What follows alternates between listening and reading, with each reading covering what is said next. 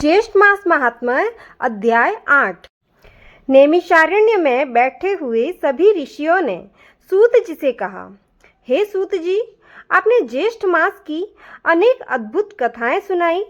अब कृपा करके ऐसा प्रसंग सुनाइए जिससे यह ज्ञात हो कि इस मास में किया गया छोटा सा पुण्य भी कैसे मनुष्य को महान फल देता है। सूत जी बोले, हे मुनियों, ध्यान पूर्वक सुनिए। यह कथा प्राचीन समय की है जिसे स्वयं भगवान श्री हरि ने देवताओं को सुनाया था। प्राचीन काल में अवंती नगरी में धनपाल नाम का एक व्यापारी रहता था। उसके पास अपार धन संपत्ति थी, परंतु उसका हृदय अत्यंत ही कठोर था। वह न तो दान करता, न ब्राह्मणों का सम्मान करता और न ही किसी भूखे को अन्न देता। धन के अहंकार में वह सदा दूसरों का अपमान करता रहता। उसकी पत्नी धर्मपरायण थी। वह प्रतिदिन भगवान विष्णु की पूजा करती और पति को भी धर्म मार्ग पर चलने के लिए समझाती, परंतु धनपाल उसकी बातों का उपहास करता।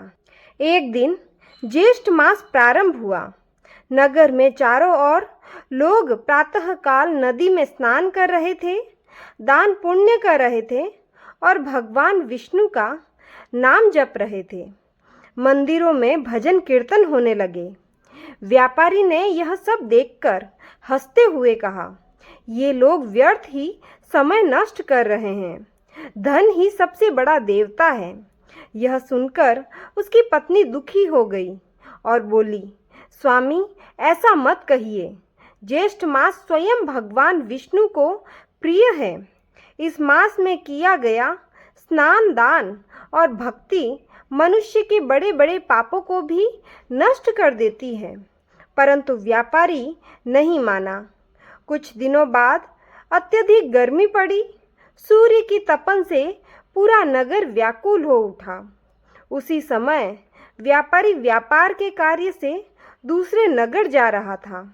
मार्ग में तेज धूप के कारण उसे अत्यंत प्यास लगी। उसका शरीर जलने लगा। वह इधर उधर पानी खोजने लगा, पर कहीं जल नहीं मिला। धीरे धीरे उसकी शक्ति समाप्त होने लगी। तभी उसे मार्ग के किनारे पर एक वृद्ध ब्राह्मण दिखाई दिया, जो यात्रियों को शीतल जल पिला रहा था। व्यापारी तुरंत उसके पास पहुंचा और पानी मांगा। ब्राह्मण ने प्रेम पूर्वक उसे जल पिलाया। जल पीते ही व्यापारी को बड़ी शांति मिली। उसने आश्चर्य से पूछा, इतनी भीषण गर्मी में आप यह सेवा क्यों कर रहे हैं? ब्राह्मण बोले, हे पुत्र, यह ज्येष्ठ मास है। इस मास में प्यासे को जल पिलाने से भगवान विष्णु अत्यंत प्रसन्न होते हैं।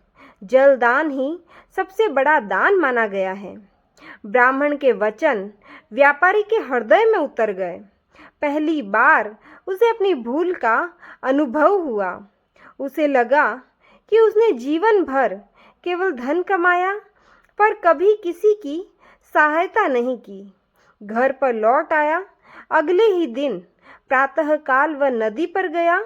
उसने श्रद्धा पूर्वक स्नान किया और भगवान विष्णु के मंदिर में जाकर प्रार्थना करने लगा, हे प्रभु, मैंने जीवन भर अनेक पाप किए हैं, अब मुझे क्षमा कीजिए। उस दिन उसने गरीबों को अन्न, वस्त्र और जल का दान किया। नगर में जगह जगह शीतल जल की व्यवस्था करवाई। राहगीरों के लिए प्याऊ बनवाए। ब्राह्मणों को भोजन कराया और विष्णु सहस्त्र नाम का पाठ कराया। धीरे धीरे उसका हृदय निर्मल होने लगा। अब उसे धन का अहंकार नहीं रहा।